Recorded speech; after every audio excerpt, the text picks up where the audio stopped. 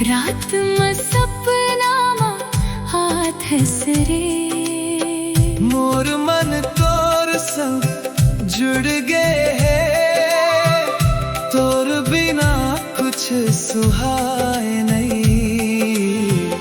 तोर नावले मुस्कान आथे, मोर जिंदगी अब अधूरा नहीं। ओ मोर साजन, ओ मोर साजन, तोर बिना मन नहीं लागे।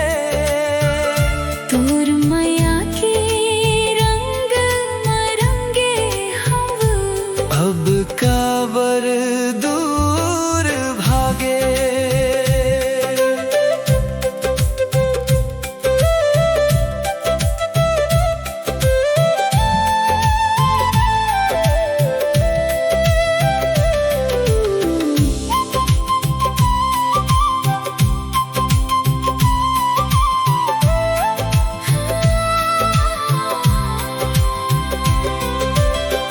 तोर हंसी मजा दुए ना, दिल मोर खो जाथे। हाथ में हाथ धर ले साजन, जिंदगी रंगीन बन जाथे। तोर संग हर पल रही वो कसम ये खाथो आज।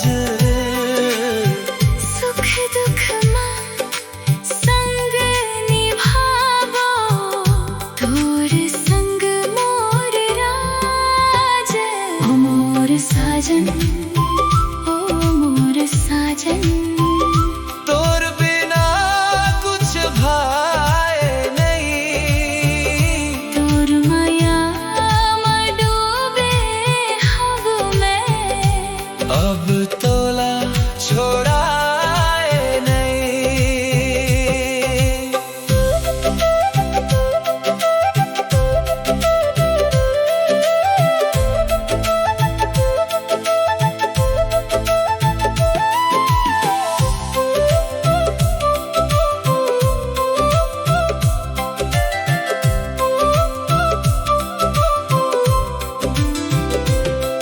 तोर नाव ले हर सांस चलते,